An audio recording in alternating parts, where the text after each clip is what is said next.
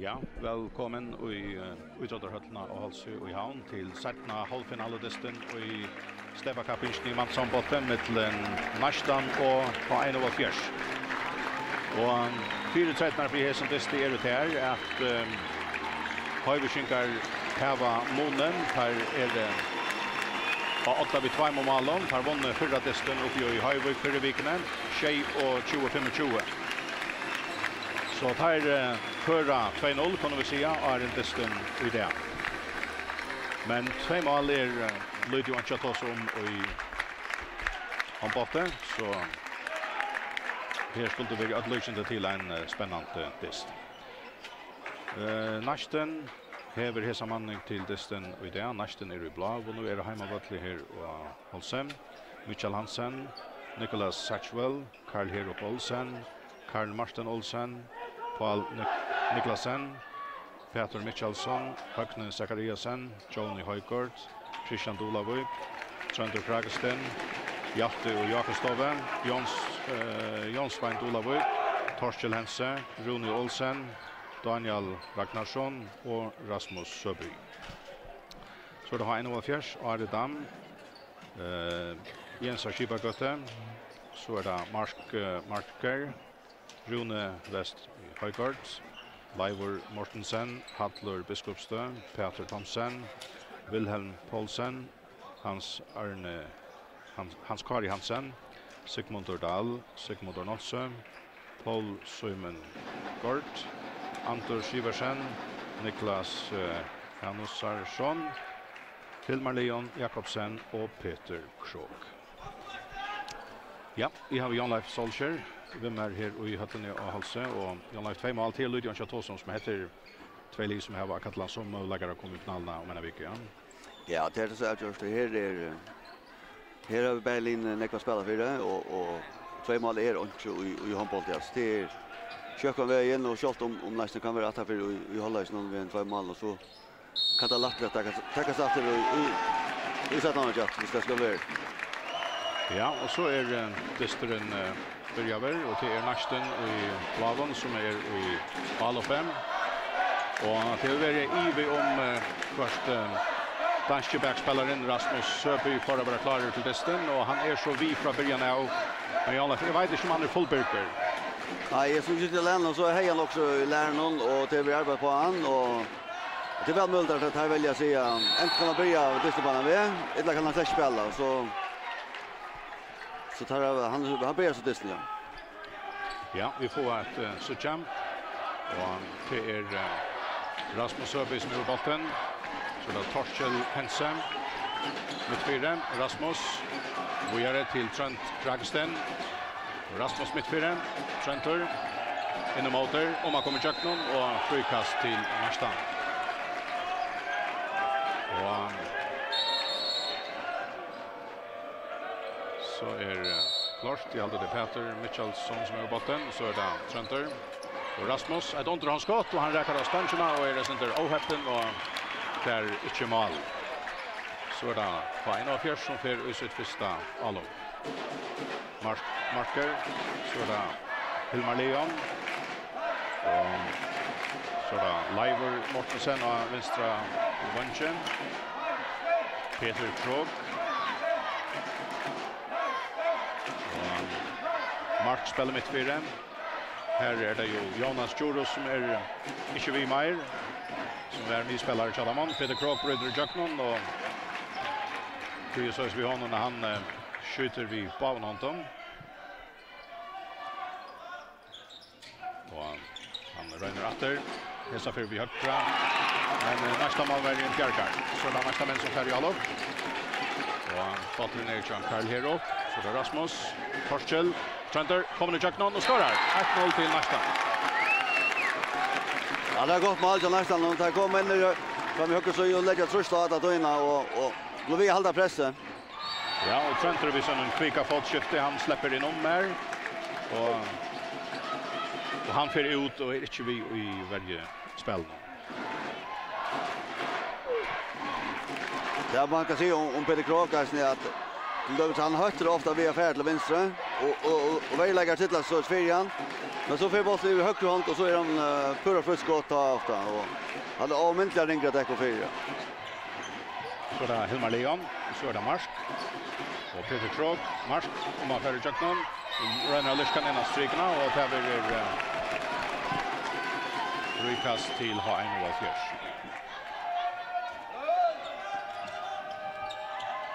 Hilmar Leon Jakobsen, Atromse, Peter Krog. Nytt frikast. Vägnar santa allmänt väl och banan så banlinjen alltså. Det är ölintenst och det blir inte rättliga väl fatt och ja, och Harviskinkar framvägs i Alope. Nytt Alo. Hilmar Leon och Marsk skiftar om platsen av löten. Så en vankar in om Avra läser. Spelar botten för sig efter. Så det är Hilmar Leon. Och så var det botten dömter till nästan. Dömt tråk mot en av Fjärs. Och så dator nästan Torsil Hensen. Och Sander Kragsten ut av vanchen till Högna Zachariasen. Och frikast till nästan. Ja, här är helt näkter avskårar i den här nutja parten av paddlarna. Vi skiljer länen att paddlarna i fotlar stöd är ganska tidsen i bruk om till finalerna om en vecka. Här är det så trångligt till en diss som är stora nahova. Frikast till nästan 4,5 minuter färden och bara ett mål kommer och till som du säger Jan att det är värjinar som stannar stunnar här efter förslutna.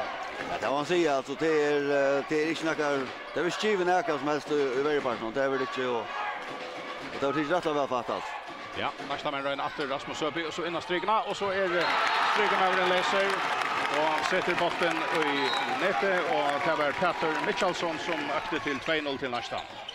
Marsker lankar till och efter en fin bjärging i nästa mål och det är Nicholas Satchwell som bjärgar. Han har kommit väl igång och har haft tvär goda bjärgingar också nu. Här börjar vi. Så ofta med Nico gå mamman och förjon och jag kan tyna och så men alltså Nicholas Satchwell är absolut en av bästa som är värre. Ja, för är han då. Men att vet han sa han Sandy Jens var där på men Marianne men han var över men det är alltid Niklas är absolut att lugga hem så. Ja. Så det är Rasmus Öppi och han skorar reisne. Så det är inte värre var vi honom är så han kan resa upp bra och skjuta. Ska börja så nästa någon men det går börja så här och Fjärs. Så Tann Larsland som har en av Fjärs heje 4 distan hon är långt och fortune. Nu är det nästan som är åtta sammanlagt i en mål och har en av Fjärs tar time out nu att han har i alla 5 minuter eller vad det är 3-0 till nästa. Ja men jag vet inte om att det rätt på varje part men det betyder att det var fatt och jag kan säga alltså att det kommer snart ta till nästa men skorar så kommer det på simpelt snart kört fram. Det vet att nästa men en utskiftning och bollen skall från målen ner mina omgängandes. Och det går grus Sancho Husingen alls. Så därför får straffa där ordentligt på Thomas. Jag hade mått alltid där man säger nästan här är skott på vägen. Öle skotter, spelar kött kombinationsspel. Det var det sista mål, nästa mål till nummer 2 ta sönderspelarna strikna. Så volley Alvering in till strikspelaren som har inte för att reagera och men det går spaltas.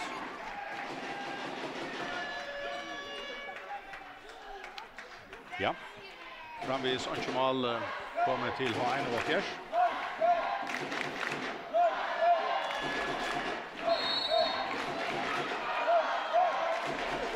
Och samstundes som Hesendistren gånger så spelar där resten i Västmanland. Och det är alltså VOF och Kintel som kappas för att Heimo ska i finalen av lärdagen. Vi möter öron av Hesson Linon och här var ju Stövantan att och så ska det ha en av Fjärs. Marsker så första mål och så är det 3-1 till nästan 6 minuter kvar nu. Och så räna nästa männa spelarna strykarna till Peter Mitchellson och tävlar Bruksla 4 frikastet till nästa. Kintel var 8 och Lavanta 4 distan 28-25 så här är Eisen Puro uppe i Västmanland i det.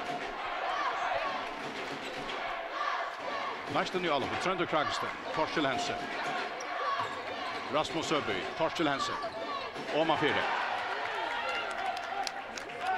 Så Reina Høyre skinkar atter. Og Peter Krog vid valgten til Hilmar Leon. Han fer først annan veien, og så hin veien, og hever eisen er så kvikt fotskifte. Det blir frikast. Att det kunde nästan vara taxerat ett straffkast alltid. Ja, det var ganska... Ja, det var symbol. Man kan så gott kort för det, men det var så frihet på sjön och domarna alltså. Peter Krog, Marsker. Så fer han. Och han fick han i nätet. Och Marsker har gjort spejmålen i tja. Och en av fjärs, och nu är ett av många. Nästen 8-3-2. 20 minuter kvar.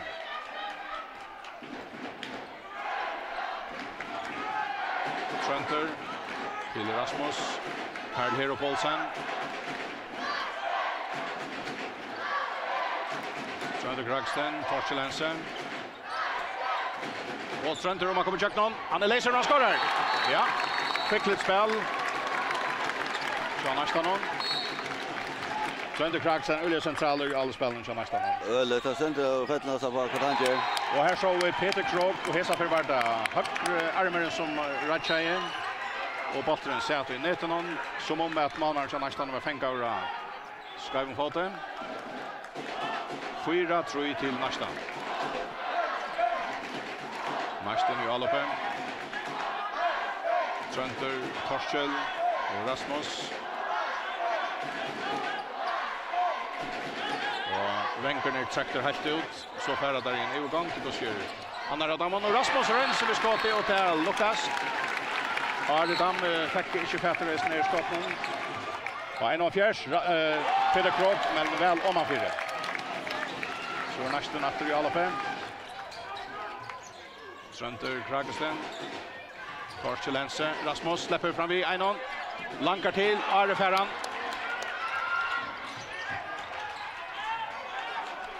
Så färra har vi skinkar atter i alla. Hilmar Leon. Och tar vi det dömt till nästan. Ja, det var öliga gott överspel. Alltså, han väljer fisk på fintarna av Hilmar Leon. Och Hilmar Leon renner banken i kroppen. Ja. Så det var det dömt obstruktion eller tråkar. Ja, och det hade jag för att det. Öliga gott överspel av Rasmus Söby över. Ja, han är väl Hattler här till Saston Sjönon. Hoppas det blir stor IV om han är Nobelker att spela i det, men än är Destren så onker att vi vet inte om han orskar att spela Atlantistan. Men det sast inte något särskilt ånon. Så det Karl Hero Paulsen. Han ränte sig vid en i ordentligare kringkrig här, men han fick inte snackbollen fram vid Aran. Ja, vi skinkar att vi alla på. Peter Krog, Hilmar Leon. Och frikast. Ja, det är öliga gott så lite överspel av Mitchell och Ronan tar santa öliga välvärna. Och så hade Rasmus och Blina så som det mindre gott det som är. Hilmar Leon har gulligt tempo och ränningar och flytningar i sånt vast. Rörsler i sin spel så också högt anlagsspel till honom. Och än har lyckats nästa vägen haft hemma allt då. Hilmar Leon efter. Han har inte kört för uppa skottet. Han har ett hängande hoppskotten. Och ut av vänchen.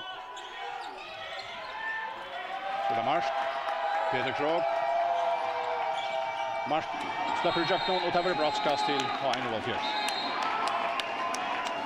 Ja, men öliga så spelat av med Jackson. Ja. Hilmar Leon kom mot Johan i haltet och kunde han gått för att ge stäckat någon ge en utrustning till Mitchell men han gör det så inte och det är han Mitchell. Det är brottskast till H1-4 men Lustan är här där center man fram och skjuta och det ska vara Rune Höjgaard.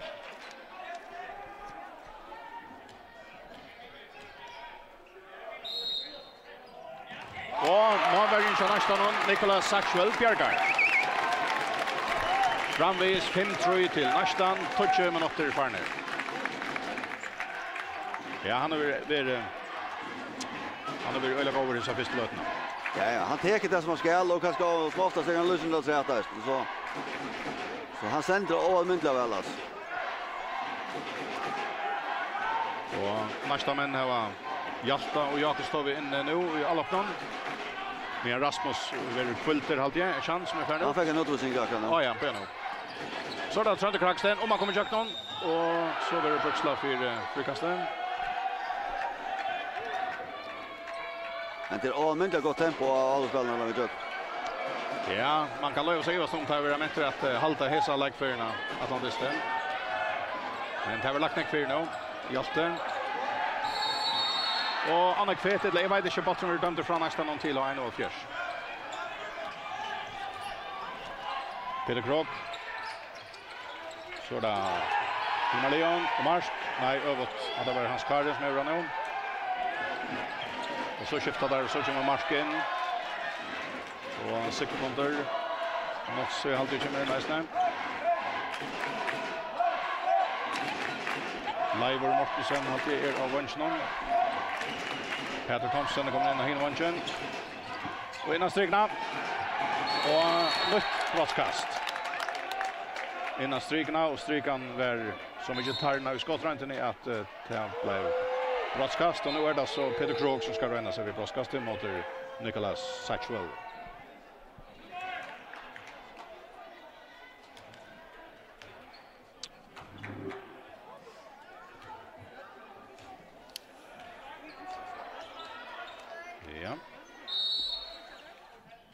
Och Atte Bjarkaran. Anna brottskasten. Ja, men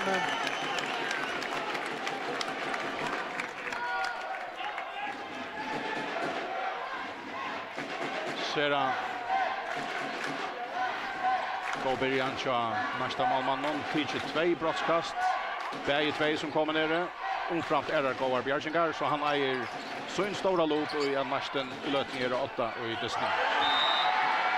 Ja, och så var nästa spelaren syfter om Kotler. Frikast.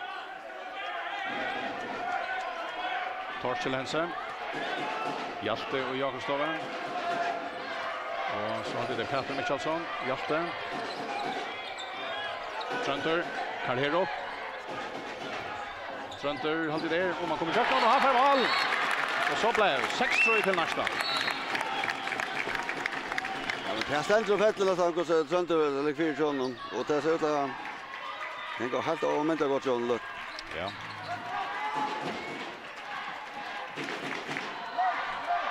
Spalder är då 13,5 minuter här i förra halvleken.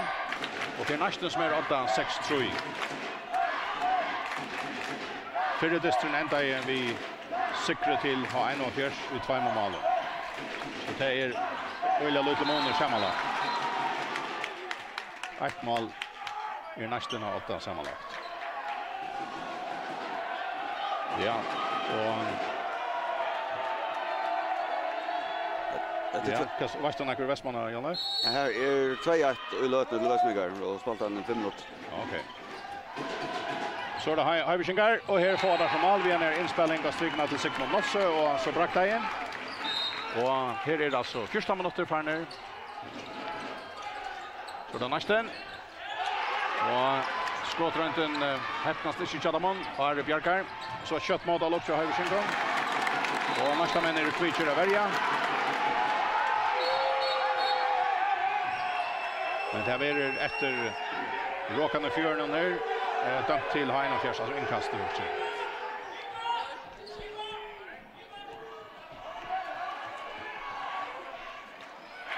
Nå, domaren konfererar kvar vid annan och ändå ner botten vill dömd till nästa. Ja, jag hade Ole ser det för nära så ju Hannes ändå går linje på en så ser det att han är för spelare missar bollen så. Så blir det inkast nästa nästa. Ja, man sa att nästa reagerar i öljana. Kraftigt på att det så tar det var känt att säga att det tar 80 inkast. Absolut.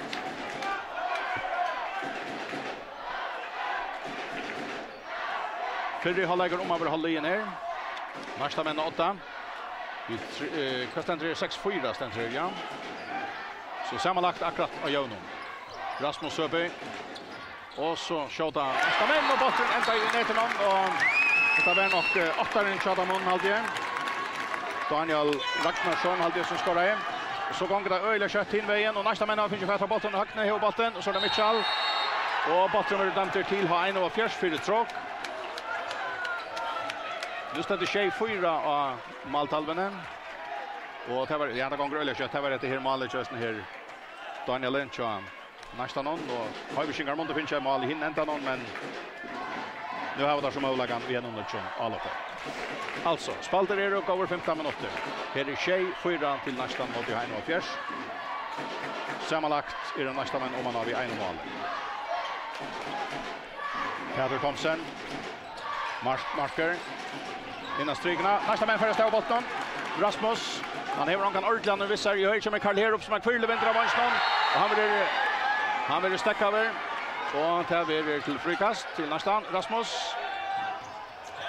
Och han har missat bollen och han vill avräcka över och tog att han ska spela bollen från sig och tar vi till frikast.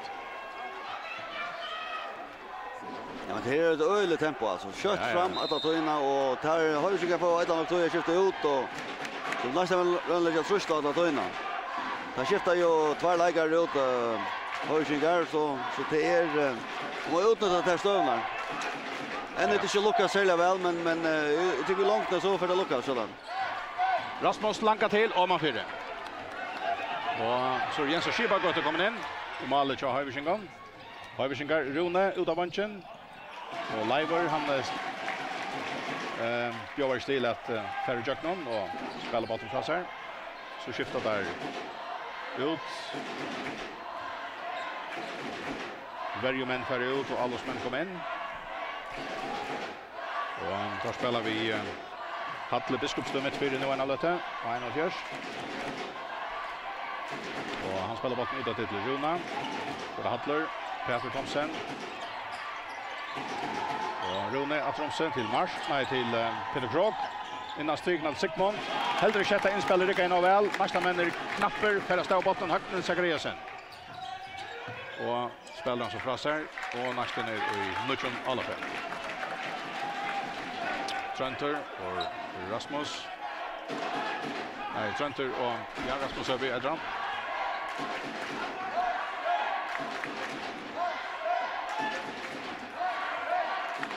Daniel Ragnarsson är han nu vänstra backen. Och här är det mer annat men det är han Schalver Theis Rasmussen är skatter som nästan också ja.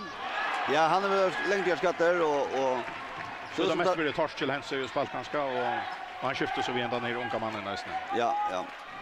Men det hade då och med väl finns ju flera unga lägare in nästan och det hade Berlin och rönande och att Lundna få fler yngre lägare via. Och att man åter för ner tjej för att nästa.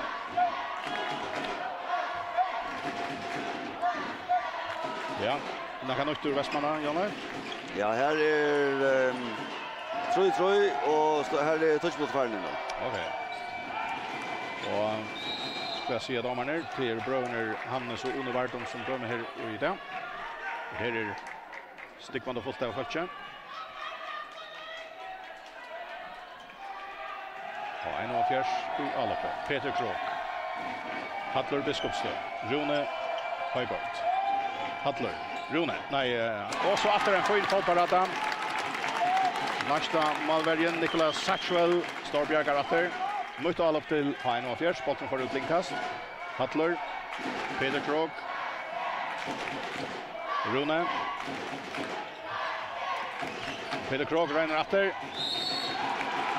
Och ja, vi är en för så kommer det kast.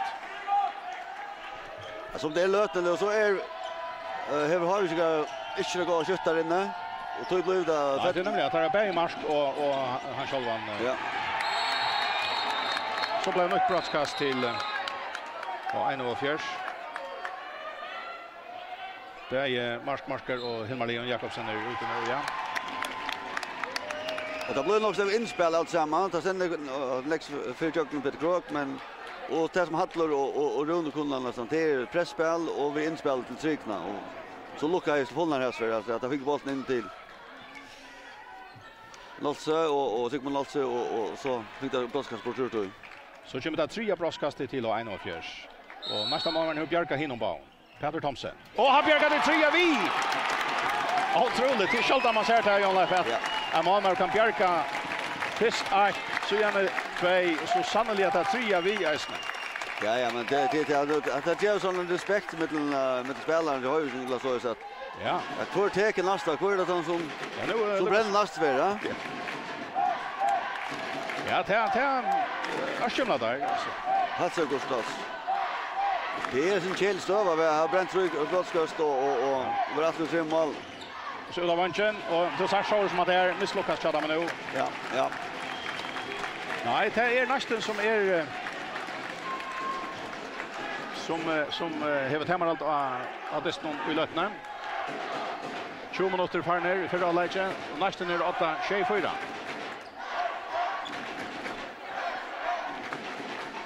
Västmanland kan säga att det här känns kommer 8-4 tror jag nu. 4 tror jag Västmanland, ja. Kanske är det börjar lysen sagt nej här bara kunde distraren men annars skulle det bara distrin här och distrin i Västmanland börjar klockan 4. Här är så 20 minuter kvar. Rasmus Höpi, Torshäll Hansen, Tröntur Kragesten, händerna av loftet av domarna. Här vill jag ha nästan att komma igenom skotten. Tröntur lever upp, skjuter och Jens Schäber gått för fästra botten. Jens finns ju fästra botten här till, Haldens gärna kom in. Heina Fjärsatter, han skärre och så blir botten dömt ut för dem. Är det Anna Kvek eller vad? Nej, Sigmund Dahlstad och gör en felskrinning i mittfältet. Och det är några tekniska fejler som har vi skulle kanske luka borster.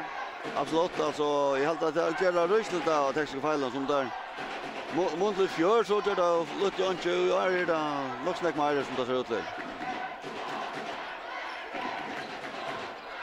Ja, det är alltså bara 4 mål. Har vi jag kan ja så fick har vi kan fatta bollen och här är det så är möjligt att komma 3 till. Peter Krog och han skärde. Peter Krog åter och så fintar han och missar bollen för han åter. Damerna lätt att stanna till. Har vi skickar på. Och det är så 6:e skott av Live Morsen som fick han. Peter Thomsen. Och så skiftar där. Och det undrar man kanske synter att Berge han själver Hilmar Leon och Marsker utanför. Det är lika som 17 här linan omfra Peter Krog. Så släpper Hattler Jackson och en ena förskjuter han av Malmannen. Ett Malmannen kommer 4. Och han är fair via träcka tänderna ur dem och verkligen antar han var mest Peppe. Ja, förra mål och 22 minuter. Det är inte att vara det man säger alltså. Det är mina läge. Visst tror jag nästan bara skulle ske alltså men så vi måste se att det är värjorna och Malmänner som är ju har satt i här. Så är just. Tröntur Kragesten. Så där Hjalte. Och Tröntur och Torshäll. Torshäll Hansen, Tröntur Kragesten. Atromse. Hjalte lever upp och gör det. Torshäll langa till och botten skjuter. 8-4 till nästan. 23 minuter kvar nu. Rune. Och nästa männer får botten kvar där. Och ett kött mot Aloka. Högnes Zacharias för bollen visar laser och så bjärgar veteraneren och har 1-4 Malanon Jens Ashibagote. Det måste vara ett wake up cut till hinnar och Leon så har 1-4 så nu må brakta. Här har vi skulle bruka genom målen nu för att komma innan till distan. Hattler, Rune. Hattler lever upp. Och han lockar John. Första målen nu en löte. 8-5. Men det är bäst till Rasmus Söby för något. Ja. Och jag sa första böter för någon så jag vet inte om han det är näka som slått upp att det John som som han är där och sig. Nej. Här är det ganska Olja Warner att han ska åtäcka sen. Ja, han kan väl hämta här och nu mot denna lyssna kanske. Ja, just det. Men Fyrbäck ska gå väl så nästan nu. Tröntur. Och frikast. Går 5 minuter efter av förra lägen. Nästan 8 vid 3 mål. 8-5. Nytt frikast till. Och man har ju det längst han till stämma out och in stäcka och här fick där mål men det heller inte. Ja, det är Dömi Onkoskos och Nekve Romer här i hallen. Här är öle god atmosfär och ja, det måste gänga med 15-20 sekunder när det fänger ut allt.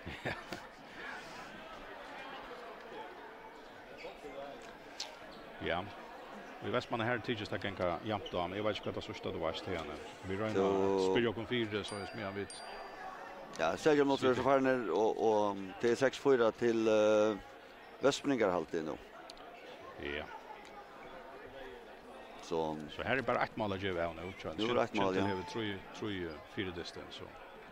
Ja, det är så pura sånt. Här är rätt så.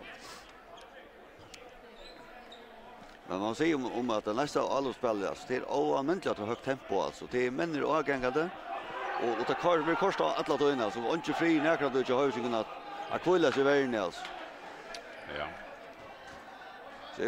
Så jag har riktigt sikt på att det tempo kan hålla fram alltså. Ute distans.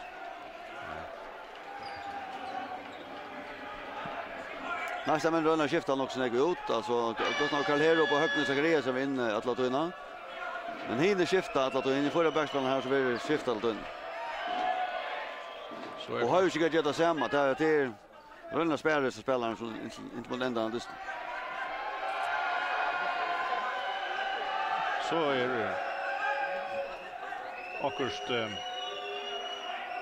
och greja och en kvarjon domaren tossar vi. Det var inte domare bord etla. Jag vet inte vad det snurrar sig om. Nästa vänjaren är inte nökter vi akkurst.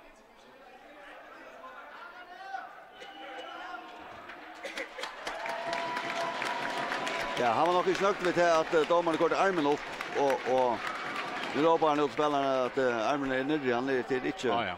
Det är inte så under så stor trust som där är det annars.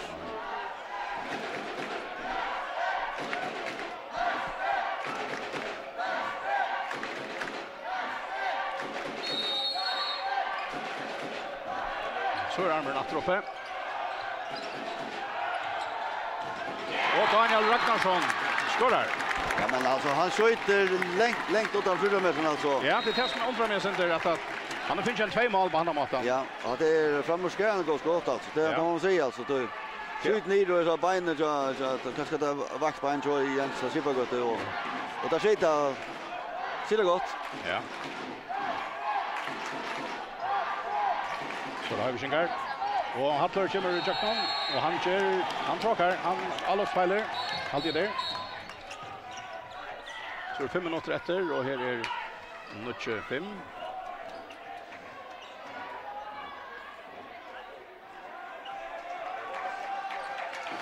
Ja. Vi skiljer landa till 25 i Västmanna i Gidia till VV. Att han har 22 minuter. Ja, så är det. Ja. Det var 8-5 igen. Nej, jag får väl säga. Ja, okej.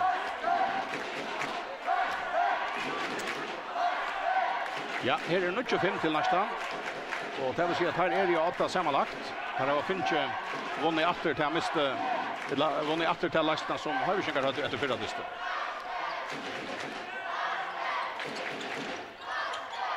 Och här är Daniel Ragnarsson så nästa någon. Röner efter för frikast. Så där center. Och Hjalte. Så blir det Brukstad för jag har gått kort till omkring av Fine och fjärspelaren och frikast till nästa. Karl Hero, Hjalte. Center och Daniel.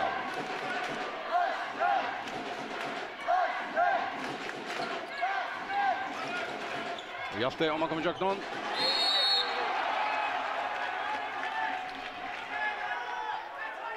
Frikast. Daniel. Juda Vanchen, Karl Hero. Och så till Peter alltid. Hjalte, man renner av, och ja, nu är det synder. Ja, Får du väl se här? Ja, kan man se här öde råt åt löten. Ja. Så då Daniel Rens med skott i hesa för tog har 41 mål med.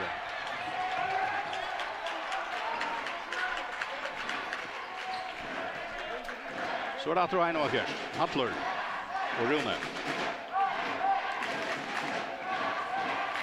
Hans Karre. Det är lyckt till att Höjvikinkar spärrar ankrar spelare till kanske sätta mål. Ja, det gör det så avgörst alltså. Rönne håller sig in i disken nu så kostar kunna och ja, så kommer det över fotlar. Ja, så kom sätta mål. Lägger allt fyra då med den. Det har varit taktiken. Vi kan inte imenta med Anna. Rune och så Hans Karre ut av vanchen till Peter Thomsen och Heppen rackar förstahandsna. Men till resten han tar kan inte färra all längt atrom. Nej, det är så helt inte och det kan läsa så vandrar ut och att eller och du på det här. Ja. Då är nästa vänner här var ta spelare alltid eller så. Torsten ligger in och går lite och så att Daniel Ragnarsson trycker om man kommer jack någon frikast.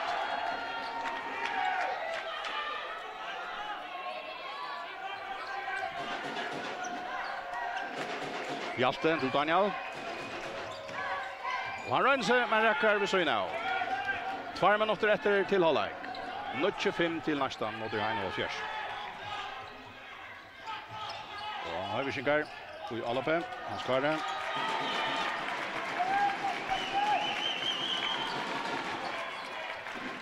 Ja, i skilja lämna att nu ständer samla av Jönon och Västmanna. Västmanningar är färdiga fram om vi 3 mål mot Kindle.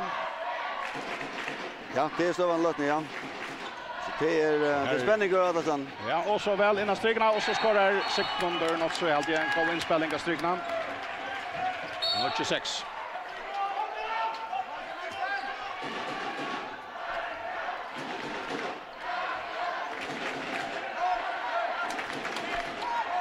Nästan i alla efter. En gång minuter efter.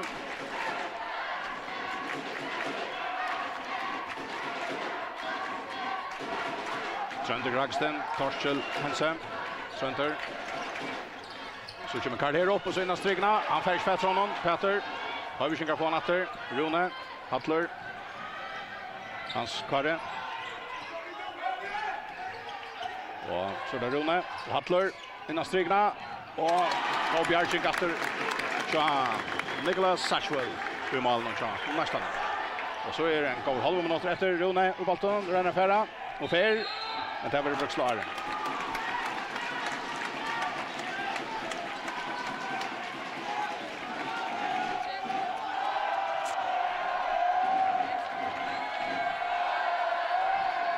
...20 sekunder efter till halvlek. Höjvikinkar i Alape. Hans Karre till Hatt. Runa. Och så rännar där ut. Att det lockar i serien väl Chalamon. Leiver. Mortensen. Skorar från vänster och gott all upp. Höjvikinkar och gott affär till halvlek vi. Och nästa men rännar få ett skott här 4 halvlek och där får där uppkön. Här är nutje tjej. Och det mest här ständer pura Jönon nu till 17 halvlek. Så är Höjvikinkar vunnit förra testen. Vi 2 mål och nästan i rata. Vi 2 mål nu. Så är det perfekt Jonas. Ja, det man säga alltså då är att här är fullkomligt uppe alltså. Ja, det var ett skott skulle takas men det får Roma för det och ja, halvlekar här i Havn och nästan åtta nu 20 mot Johan Fjärs. Så här är pura slappbord spelarna komma efter ut av vatten och i sättna halvlek. Vad ska jag säga men den här testen Jan Leif Nej, jag håller att det är prägar av öle högt tempo. Höjvikinkar vill sen tillvända nu börjar det snart och intill där nu kanske 6 för mot varandra så har det där så observera sig. Kom väl in det snart. Skolt om tar tåra alla att Peter Krog sig utanför och Mars Menser. Marcher några fan Marker lägger ja. Och Helma Leon sitter där utanför ja.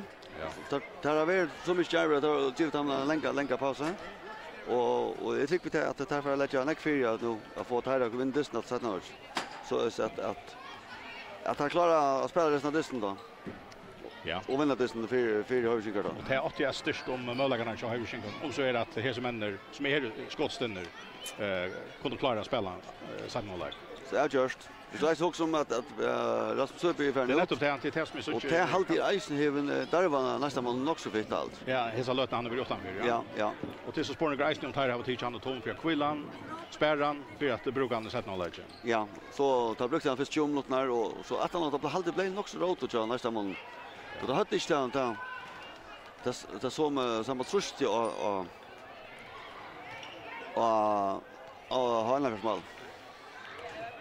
Ja, i skilja länon, vi skilja sig rätt så är det 28. Ja, man har nu 5 minuter efter till halvlek här. Ja. Det stämmer. Ja, så är det 28 till VOF. Så här lukar spännande som här. Ja, det är det så här vann Kentel som kom åt förra distan vid 3 mål. Så ja, så det här rör oss nära. Ja, ja. Vi tackar en stäck här så säger han vi får jag smätter till 17 halvlek här är absolut inte outjust. Först här ett lag i Västmanland. Här är 0-0 kunde vi se att Thailand komma av Vatland efter. Nästan 8-2 mål och tar tappat ut 2 mål utan förra distan. Vi låter han inte när stanna en löte, men jag vet kvilla pratar på.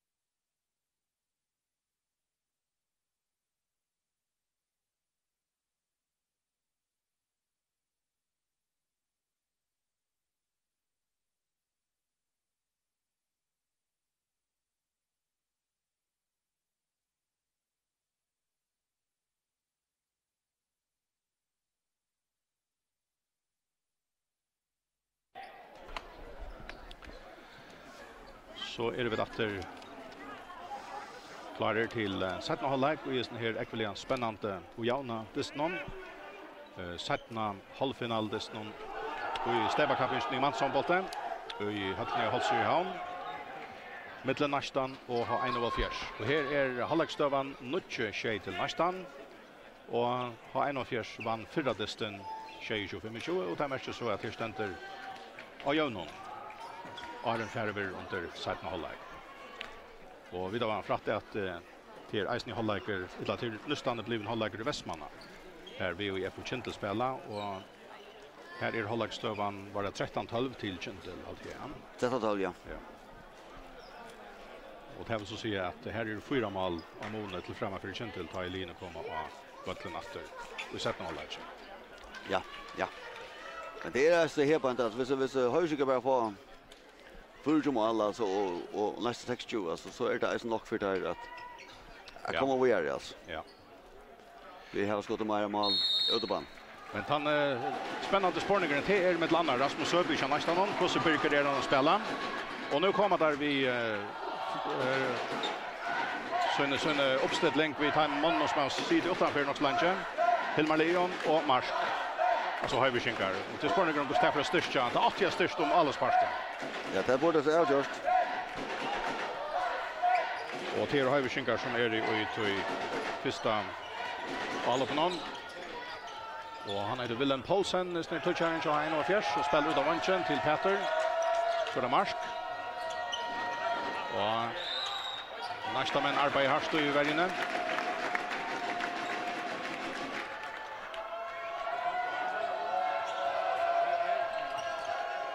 Marskar, så där Hilmar Leon och Marsk. Ja, han är väl och virlig efter ansvar, släpper inte att skjuta. Marsk och botten mitt för det, men det är som nog snack 1-1 som Reiner affär fram ett och skjuta sten för att få och spel.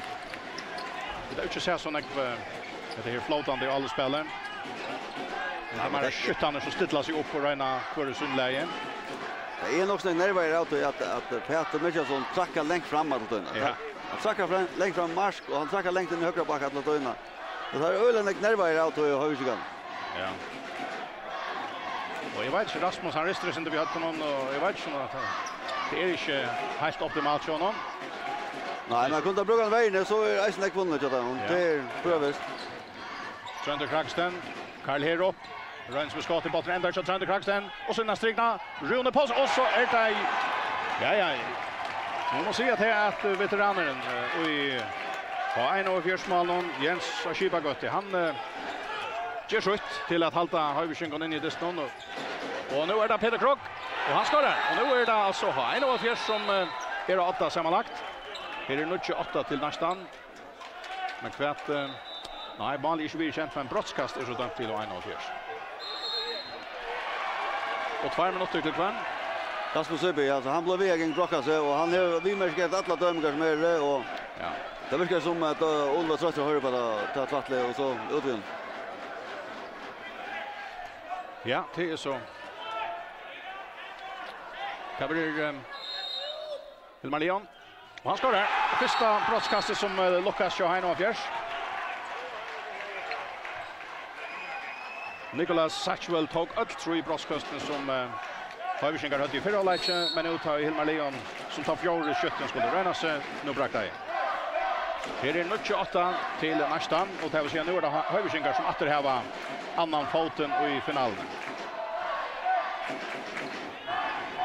Nästa men i Alope. Och han botten spaltar ut efter högerströjen. Karl Herop. Och då vanchen till Hjalta. Så är det Torskjell. Rune Poulsen. Och så är det här vänster med igen. Torskjell Hense som regner och tar det frikast till nästa.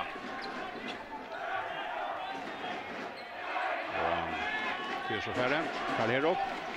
Trent Kraxten. Lägger upp och skjuter. Och Jens Ashibagotti bjärkar. Och Höjsjön färg allop. Wilhelm Poulsen. Så är det Peter Krok.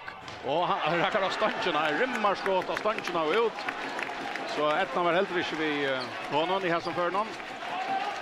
Nästa natt i allop. Nej, Peter Krog är Jordan och det helt ju syns då om det inte alltså han har haft ett gott skott och nu har stången ut och så det är väl det lukar som stång ut sån för tröjna men han är ju äsna väl så långt bort han han till så nyligen till han kommer att tror för. Ja, det är akkurat det. Jag finner det spaltar där Lee samman att. Ja, jag kan det. Nästa men innan strignar Rune Paulsen alltid heter nummer 3 så det kör nästa någon men han vill helt den Rune Olsen heter. Kragesten Karlero Torkel Hense släpper inte någon frikast.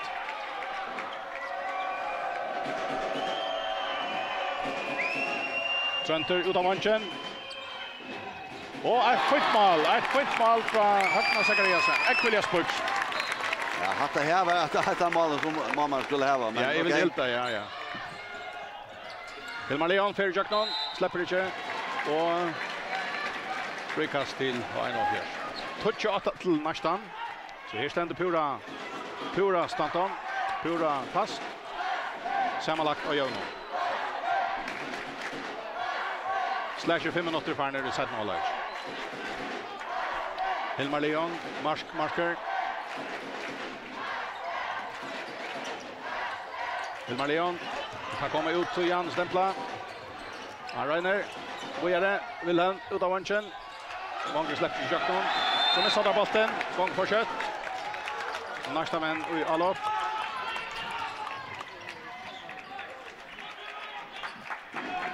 Trenter. Karlero. Och Trenter Ratter och Torschen.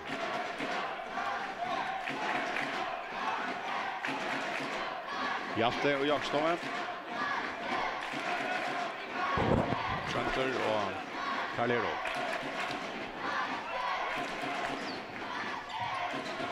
Karlero skjuter, nu så innan målen. Så då har en och fjärsatter. Peter Krog, Wilhelm Paulsen. Och Hilmar Leon vid fältet och tar blir frikast. Ja, man i halva ser det till att det är så Hilmar Leon ofta bara får 3 skritt och kommer så länge gå och sväva så för skottet, ja. Det släpper han inte ut det alltså. Nej, tar ju beina. Ja. Vart det längt ut av vattnet och mål öl ofta ställer bort och vojar så. Nu hastar han nästan så igen. Nej, vi har slett inte chans slopp upp från. Jag känner vi upp och sväma en verkligen. Det är där öljarna till vidare om att han skulle stäcka på den vägen. Så en spelar strigna och åter en superbjärging men brottskast. Det är vart innanför i allt igen. Jag hade en färd skån på riktigt att ta och ska skjuta ja och det är öl ofta man har sig spela för bollen rymna flyger så för straff på så det med sen skor. Hilmar Leon rör sig i Örensson och han sätter han att nete. Touchen nutche. Alltså touche till nästan nutche till Ein och Fjärs. Slash 6 minuter farner. Och Ein och Fjärs 8 vid en mål sammanlagt.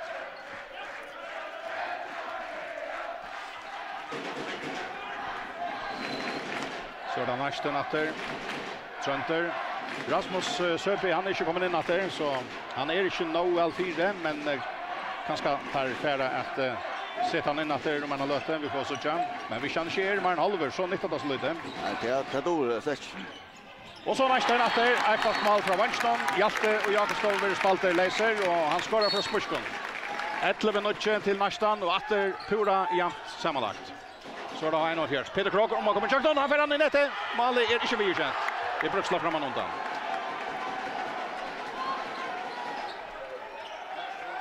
Att det var en av de stövlarna här domaren dömer kanske så tulliga alltså. Ja. Men okej.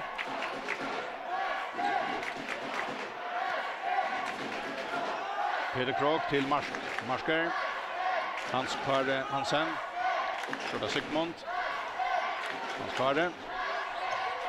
Peter. Och han vill Hilton. Nytt tror med kast.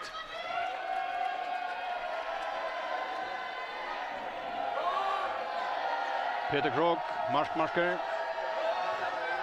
Hans Karre. Så är det. Han ska in i strikerna. Sigmund Örnolse. Han får inte mål. Han heldur fram vid sånne goa målmannsspillet, Nicholas Satchwell. Det gjør han, Hausker har gjort det nu flere år etter å lette vannsjen for i gång. Och lette så Sigmund Olsen standard ofta är det en inte stor vångspelare så spelar bollen i golvet och så är vångspelaren faktiskt man hållt sig av honom. Han är stor och kraftig, ja. Ja. Och ett framåt det var ofta så han fick straff alltså. Och här fick han så först ju i hästen för den. Men här så går så han blev pura fri. Nästan och i alloppe och här är frikast. 9 minuter kvar när det sätter alla igen. Nästan åt 11 minuter. Det blev via standa pura faster med Meslin sammanlagt. Torshäll Hansen, Trønder Kragsten, lever upp och gör det. Karl Herop och frikast.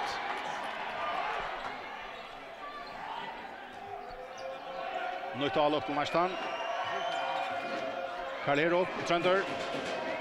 Och ja, han helt runt vid armen om och så är det. Nytt frikast. Peter Michelsson. Torshäll Hansen, så blev plats här och han sätter fram i nätet. Larsen skorar, Torshäll Hansen. 12 minuter. Jag har några fejler i upptäckningen här. Ja, Sigmund Dahl för kvart att man sikt ner på en tot, ja. Ja. Pura flott han vill hinna sätta ja. Här såg vi så Peter Krog med en standande dunderskott. Här såg vi så han själv han kom upp fram. Hilmar Leon. Men han skedde inte. Han skedde inte för nej, men här så fick han som målläggan. Ja. 12 minuter kvar nu. Och här brötes det extra ständer pura fast alltså. Ja, här för det ständer fället det var det sista 5 minuter som där för att. Vi heter läs så att det är inte outgjort för en modern. Men det står till att det är så jönlis och i kapisen det var inte så till oss. Ja. Och det tempo det alla vägen jag någon det gott väg spelar. Ja. Nästa men innan strikan loftar inte men det blir frikast. Här har vi helt och fast i Peter. Jag vet inte där börjar att det Westman. Jo, här det börjar efter och det har spalt 4 minuter. Här är 15-14 till Kinselulle. Ja. Nästan i alla fem. Torshäll. Udavanchen till Karl Herop. Torshäll. Hjalte. Så är händerna uppe i damarna. Nu ska ett skott komma. Och det sker det ästne. Men det här blir bruksla framan undan. För Nutjon frikastet. Hjalte lever upp och omanfyrir. Väl omanfyrir. Høyviskinkar og i alle batter. Peter Krog. Hans Kari Hansen. Hilmar Leon. Og Peter Krog. Og Hilmar Leon og Hans Kari.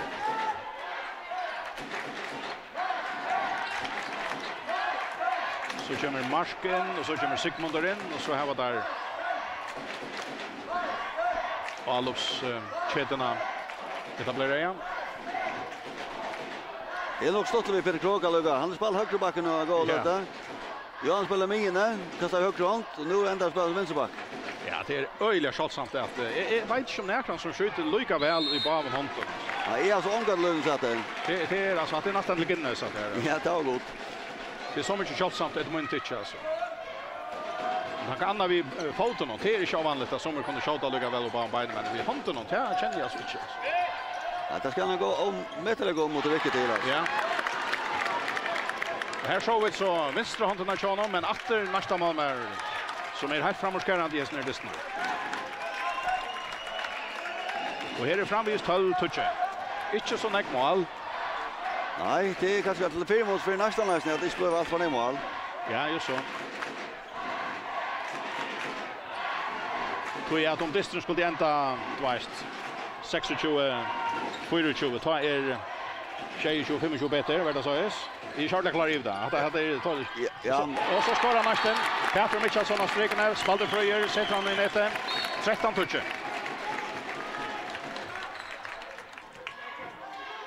13 toucher till nästan och nu är det Tyre så Staunen framför den sammanlagt.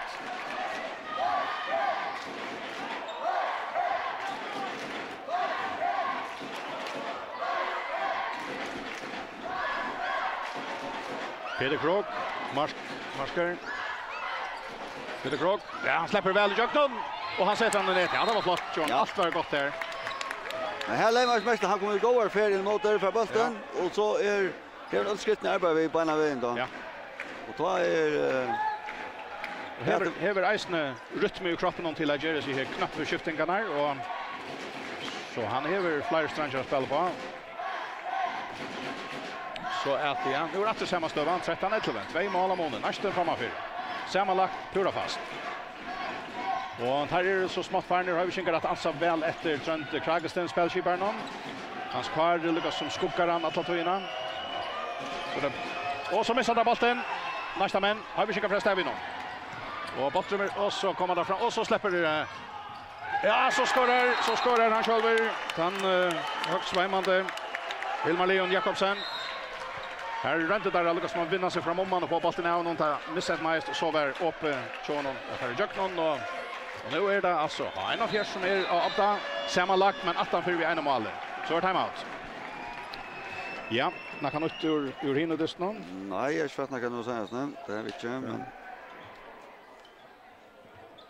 Ja, här ständer 16-14 till Kent till 18. 16, okej. 6 minuter. Ja.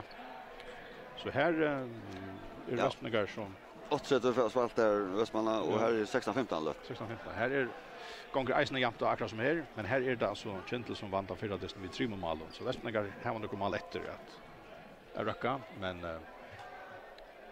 det går inte så mycket jämnt och här är helt runt Chargers. Det är inte så. Nej. Så vi kan se att här är det går 4 lis som är det ser jag och med att de ska kvinnor någon här till ju är hur vi ska läsa att VUF och Kintel tidigast att vara stunnar i en hinneline och tejpa i linjer så kommer i finalerna. Men Chamanon är det line helter Jönsterskar. Ja, jag måste säga att det är imponerande att se hur väl världen sant är på inte och hur så gott och högt tempospel i all tempo är ju alla spelen som nästan och så hörs det bästa högt tempo på väg. Så hade vi det så Eisen fram ur mamma spel på så bara med personal. Jensen säger att några goda bollar. Gott nog är två för sportsklubbaren och sen nämma fram men annars så tycker Ullen är kvar. Ja, och så är så Marsten och Jalope och vi såg att det att han har hade fast om jag hade nog se mansvärjarna av Trent Kragsten och till Sigmund Dahl som jaktrar han. Och så missar där bollen nästa men och har vi skickar förresten av någon.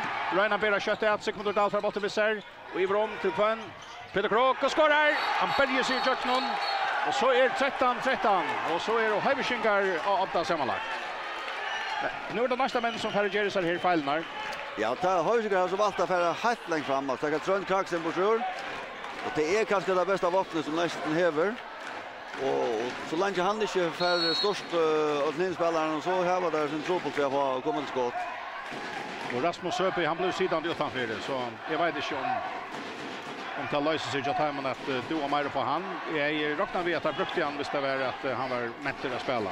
Det här man räknar vi alltså han är en liknande lägare till nästan så ja. Och stora missar så där men det är att vi är utanför akkurat lända ner avgörande distan. Och så är där nästan Fröjer Torshäll Hansen skjuter upp och om. Så nu lyckas som missar nästan Thatcher och Löte och Höjviskar resast av. Spalter är och 15 minuter så där vi ska sätta hållläkar är håll igen. Och här är 13-13 mellan nästan och 1-4. Det vill säga att Höjviskar är och framför nu vid 2 mål sammanlagt. Men det är inte livet att det är Höjviskar som här var orda kör väl och gång till spel någon och så det tar vi inte kör lötna. Ja. Senast lötna är det Höjviskar som har varit bättre. Och här är det i Alope. Och här var nog möjligen att lägga sig 8 och i sån här distan efter. Peter Kroger uppe. Han hackar han i nätet. Och så är 14-13 till ha. 1-4. Nu ska nästan svära efter. Och här är det ju 18-4 vid 2 mål från förra distan. Så här är det 18-4 vid 3 mål nu. Det har haft en allvarlig god period jag kan nog Höjviskar ner. Eisen till att hinna väl så där. Kjärt att det har varit utbudsgar, en tvär utbudsgar och ja, och nu rycker han inte att man inspelar strekarna. Kanske är center hazardera. Och Høyviskinkar atter i Alope.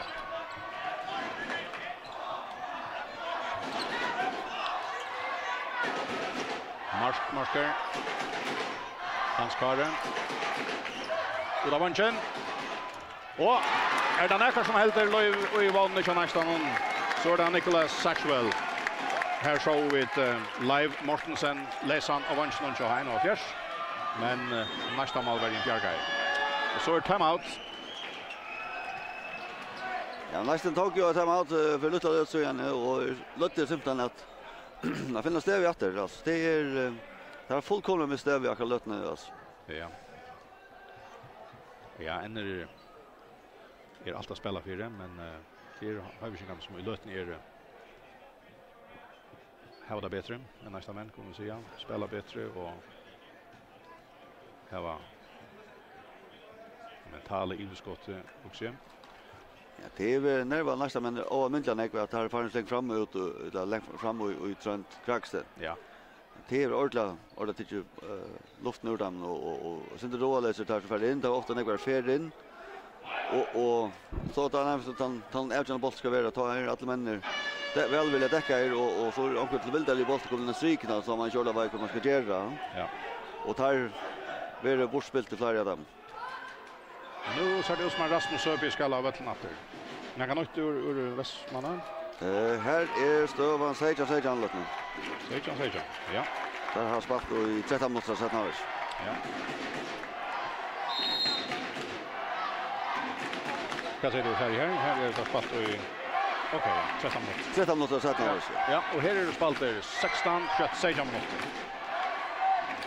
Nästa men i alla Peter. Rasmus Söby av vatten nu. Och Uda Vanchen till Karl Herop. Till Rasmus. Tiberom. Och här är det så Höckne. Och han skorar. Gott mål. Välkommen in av Vanchen till Höckne Zachariasen. Så är 14-14. Vi kan nästan säga 14-14 till H1 och Fjärs. Ja, det kan man nästan säga, ja.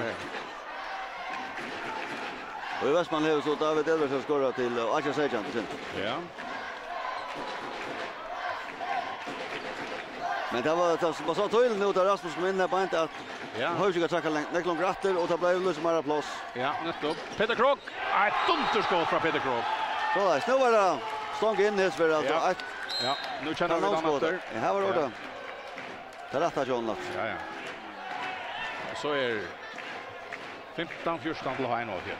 Nästan i alla fall. Rasmus Söby in där.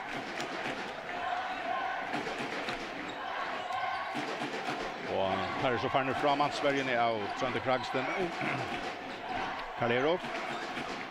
Rasmus, de kommer där ut efter. Sen det så 5-1. Så det Torskjell här i plats. Nej, det blir näka spöks då han vill Hilton. Han skulle kanske bli mer knapper här att här ju han drar längre där. Ja, det drar på rätt plats. Rasmus Söby, Kajenan. Till Kragsten, fintar, lever upp ut av manchen efter till Höckna. Torskjell och Kragsten och Rasmus Söby. Och här var en gal sändning ut av manchen. I vet man är C4 ser att här var en vilägare starten. Här var inte med. Nej, men Rasmus är inte för spelet just det. Nej. Men för att få höjsigar inåt och jag stannar in i 16-värden så är det nödvändigt att få Trenta spela. Och så är det nödvändigt att han inne så man inte kan göra näkan med det. Nej. Och det är så trångt från där här och lösningen. Det är det. Och här för att varna sted. Han är inte mätt att skjuta kanske som är. Ja. Så tar det där ganska bättre. Peter Krogater, han lankar han ner till att nu blir allt till. Han steinar där nere. 1-4 och annan efter. Och detta kan förvärra Tonkja nästan och nu. Nu är 16-14 till 1-4. Det vill 4 mål av månaden sammanlagt. Torskjell Hensen kan nästan någon.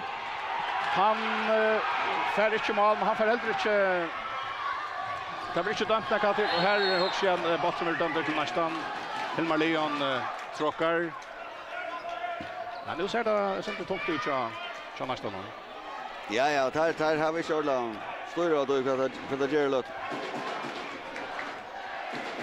Då vi 20 minuter kvar ner och kasserar där ur Västmanna. Här kommer Jampa framvis. Archan alltid nu är det.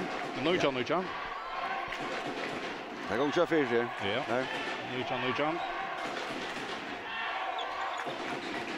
Rasmus Öpi. Han haltar det center, men han får upp bra och lankar han i nätet. Ja, han hoppar ut, men det så levererar han gott skott här spelet. Ja. Så en halver Rasmus är bättre än Anke Rasmus. Ja, han fyrt här stod sig. Ja. Här är 16-15 till och 41 mot nästa någon. Och 20 minuter efter att spela. Och till mest till att här är det finalekaos. Här är det 3 mål sammanlagt framför den. Och är det ju alla på Marsk. Peter över i Öjler i senaste. Han har finns 1 mål för och andra efter vi ser av gången skotten. Han är trubbelagare för alla som kommer jukta, men nu har han något som från utav då. Han skar Peter Marsk. Och Peter. Så blir det botten under Fradamon. Nästa men släpper ju alla upp. Trönter Kragesten. Torsten Lensen. Och Trönter räcker i stancherna av öppen. Och Arje kommer en mål efter så och Einar Fjärs. Och så färre har vi sin garater i alla.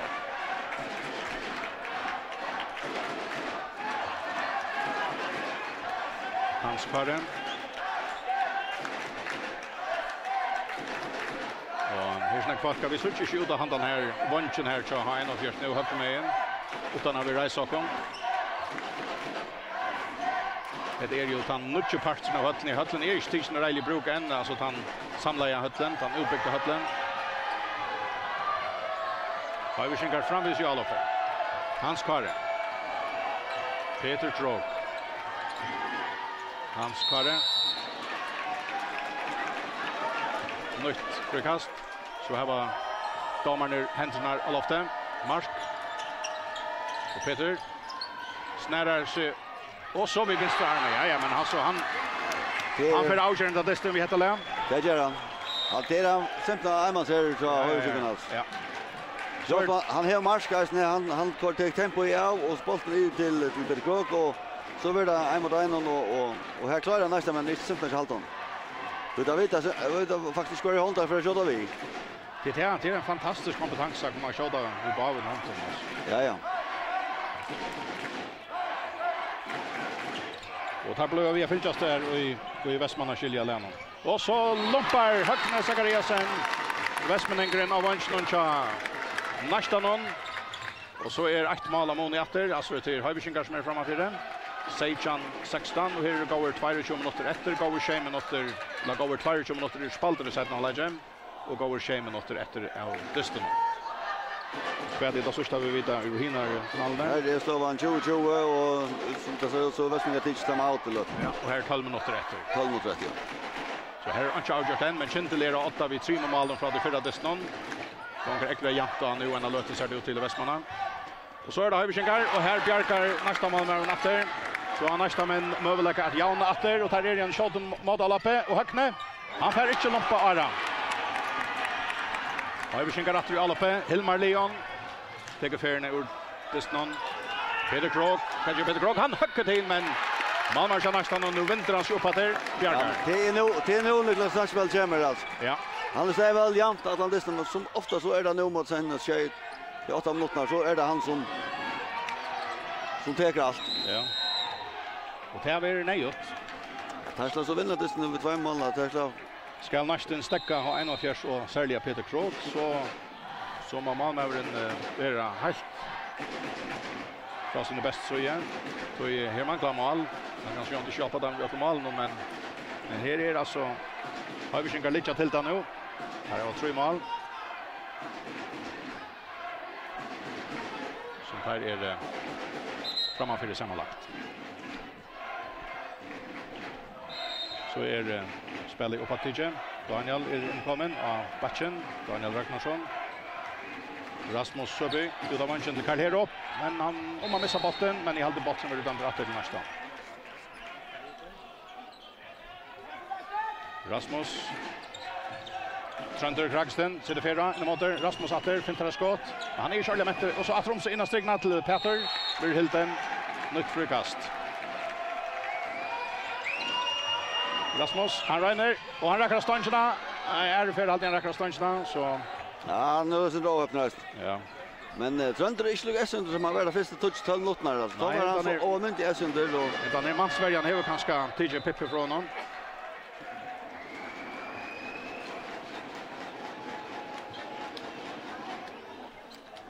Ja. Ja. Här är Sejan 16 till H1 Och väl kan alltid ta skalles inte till nu så nästan någon till slett inte omöjligt men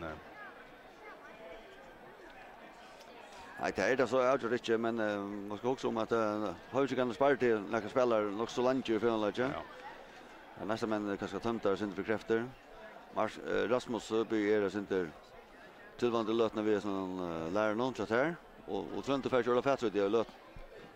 Så det ska nog snägt till. Ja. Man ska ta kan gå boll ta fisk kontra mål så var man där bara väg. Och så tar man det bara ett man låter ju bara till och då 2 minuter 1 minut efter så kunde man då hinner komma inte på 25 mål. Det var inte. Här är det gå 5 minuter efter att spela och här är det framvis spänningar i desnon men det har en av fjärde Höjvikingar som standard lag kommer i finalen. Och det lyckas spännande ju Västman också. Det var inte att vi vet inte när kan halt igen. Nej, här är inte något. Senast var jag nu tar vi fratte och tar vårt 12 minuter efter av listan. Höjvikingar. Vi alla fem Hans Kare. Mark och Peter. Marker. Peter Krog. Och Hans Kare. Peter Krog. Skjuter och i nätet. Här kom till Malmö och nästan Bjarka Hälte men det är nästan inte. Trönte Kragsten. Karl Herop. Och han skorar. Karl Herop Olsen. Amaröjna nu. Att tackar vi här av Batchnon. Och Achan Sejan till H1 Ja, och nu håller vi då för att ur Västmanna. Kintel 8 21-20. 20 minuter efter.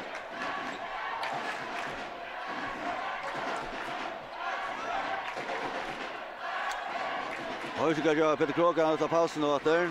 Sen ska vi in och sen så tror jag 20 minuter då de mesta för att lägga så lugga klar att ha det gjort klart då. Ja. Han skar Mark så skulle har vi skickat göra bättre chatat. Och så får det att mål. Effekt vi här i stämpeln snack fast för jag kunde att ja, fast då vi kunde skora. Ja, så då Pat Thomson skora och bollen spelade av Vonchen, några Vonchen inte. Ja. Nu chans är chans line och 4 minuter efter heter över avgjort.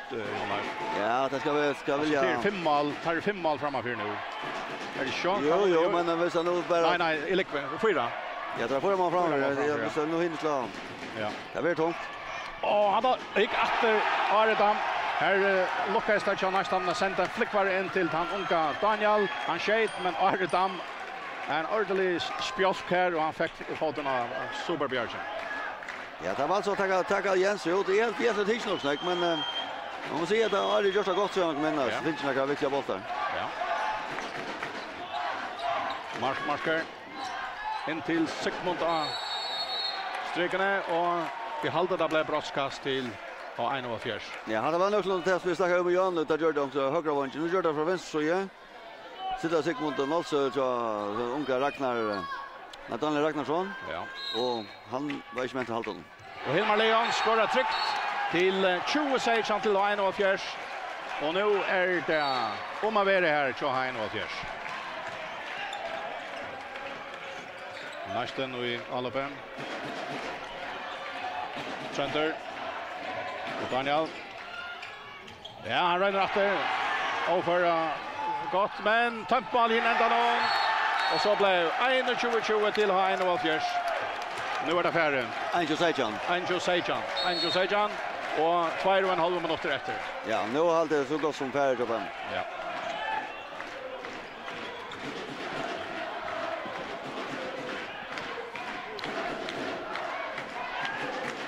Ja. Nästan efter i alla fem. Och Kintel 8.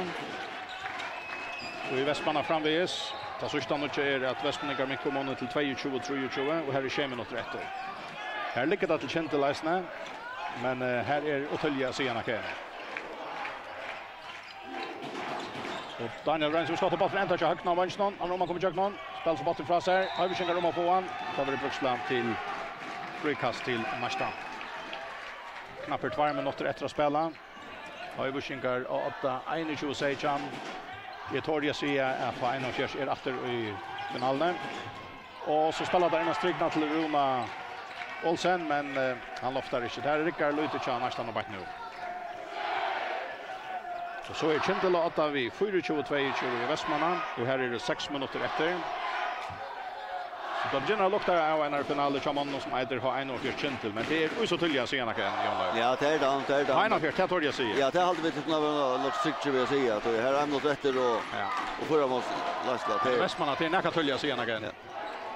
Men här ska ett öppna attack till så vi FA för Kintel Latter som har ju 3 mål från Diston i det, från Diston senast. Och här var vi ju alltså nu i 2 mål.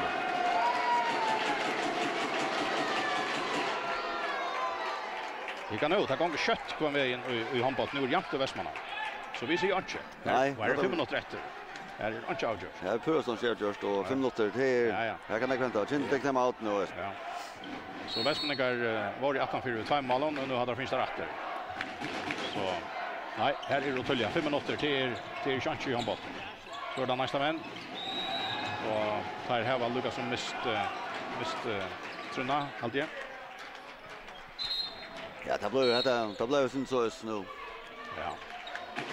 Vinna strykna Rune Olsen skorar för nästan. En show Achan så är bara halv minut efter.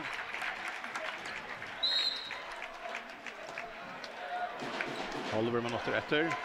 Och hoppas inte att Höjviksjön lägger oss när vi ungefär på en alla 3 till Leicester.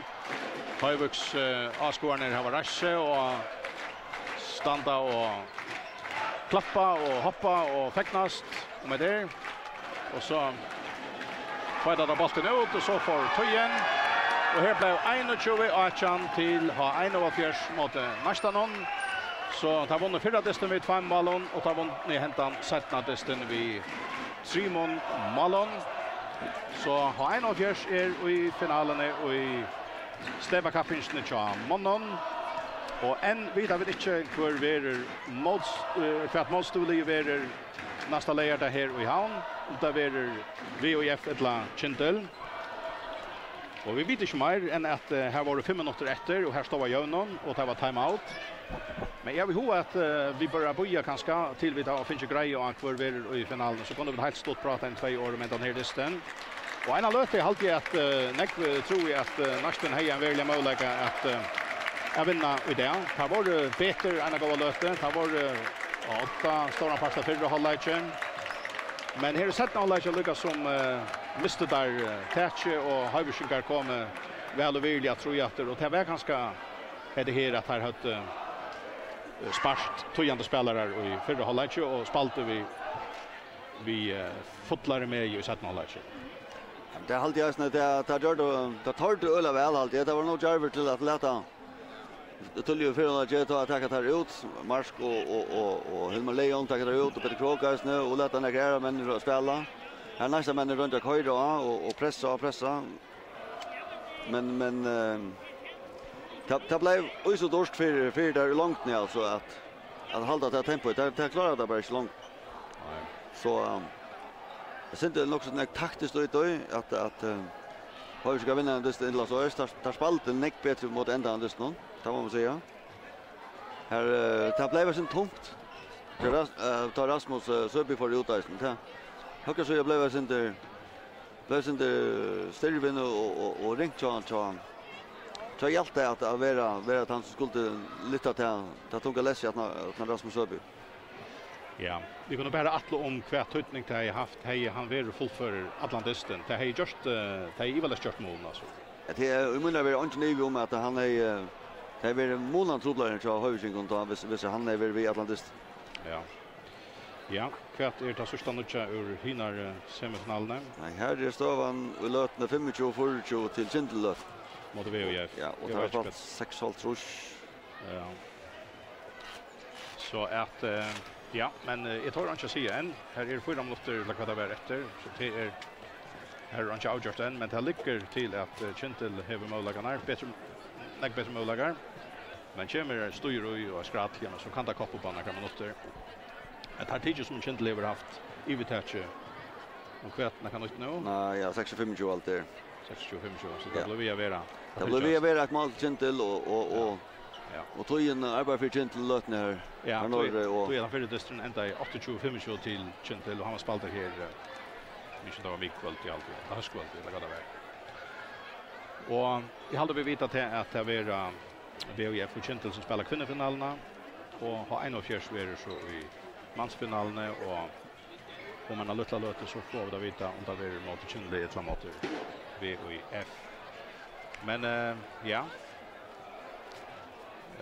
Har 41 i år och har 41 i fjör. Vad är månaden alltså tar de mist tojande spelare spelskiparen Chadamon Jonas Juros är nere Helge Heitel strykspelaren och Verjerisen han är borster. Men nu är det så Peter Krog kommer efter han är inte rejält inspalter Marskar viskar inte ordentliga inspalter än kanske och så tar ju ordentligt här ut i allra bästa utgåvan av sig själva än. Inte än halt jag nej jag halt Peter Krog visste nog så väl nu mot ända lyssna och så jag tror inte han är i behöver för Line. Kastishan här vad skostishan här i behöver alltså. Det var inte vi mycket då han visste nu mot det där. Ja, han tog sig ordentligt rätt här och Steina en av 4-5 bollar och i nät efter några minuter. Det var nog här att det strängt knäcka alltså. Jag knäckade där ordentligt där. Ja. Nästa män och det är alltså han häver av med att det. Ulla sån tutning nu då. Ja. Så är det en 2 minuter efter här i Västmanna men och inte före framvis. Ja. Så det är luck till att Västmanna vill stått där. Det ser så ut i lötningen ja. Ja. Och vi då skiltar rätt 26-25 till Kintel kanske. Ja. Ja. Jag är helt klar i hur det han för det i Västmanna och i det ända är här spalt kvinnelinjen så VOF och VP men Västmanna kvinnor vann rättliga samförande på förra testen och Uddevalla i Sore förra veckan. Så är fine med illa att halta andra än att här har inte tappat vi någon. Vad var det en tjej 8 mål som där vann förra testen men det vet ju inte Railia.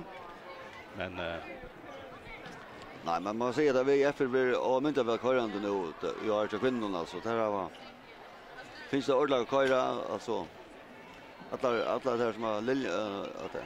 Ja, här kommer jag tror att Lilja Doros och ja. Och Marianna Holm Jakobsen har ju vi att det och så där här var att all mynta gott li här där vi. Ja.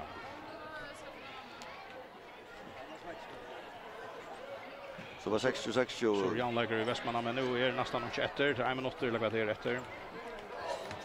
Ja, det är hänt för att vi så onkel offrar sig och det kan hända något snägt på att så minuter. Ja.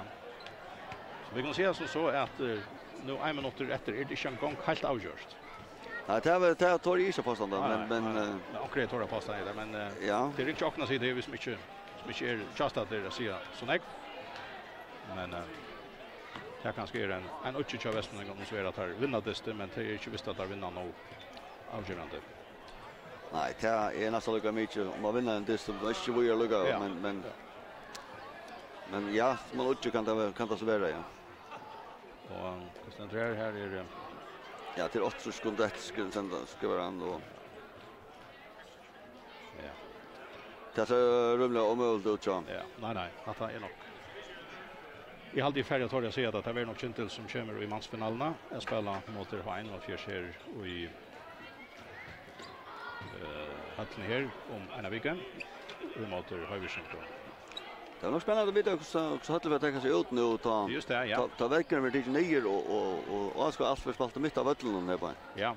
Det här är sen det löj att kunna komma in i hallen här. Man helt man är i hallen i Halse men heter en pura nutch hall. Vi sitter ute i norra nutch ändan och hallen och så är det liksom till 4 det såna här ändan till att han äldre parten av hallen han så gör det och det är nog han som ska skänas upp nu så att han samsvärar till sampackar vi ta nutchara ändan men vi har ju att det är en Det blir den stora höllen, den utbyggda höllen som ska takas till bruk om en vecka. Så det var spännande, ja. Det var spännande. Ja, så jag då Oscar plus för ända man sitter för ändan och spela. Nu har vi känt att det finns mål 26-20. 26-20, ja, system noter så. Ja, så här är avgjort till det sagt nu. Ja. Så jag hade inte vet här var för nej i att boja långar. Det här ser ut att vara avgrätt. Ja, det blir på 1-4 mot Kintel och i mansfinalen och i Snäbakappingen och i handbollen och VOF och Kintel tror jag. Det kan bli en final alltså att det nu är det nog kanske en Kintel värre i finalen. Och hade det spalt först här på. Han först och Kintel, då halt i Kintel så halva där alltså. Ja. Och vant på Jordan Nordlet. Och det kan tycker inte att höjska för ha lite ändå så alltså. Så kommer tar finalen eller vi tar väl in finalen så. Så det var 28-26 är så. Ja. Så här är ja. Ja. Point vi för att tacka för Åkon här i Hallne och Halsjö i Havn. Hever har en av fjärspalsjö i mansfinalerna 21-18 vunnit där och nästa någon. Och Sune Merstein och Jan Lav Solskjær för att tacka för det och så var det Hans Erik Danielsen som tog upp och strömmade i händan här listan. Tack för Åkon här ur Hallne och Halsjö i Havn.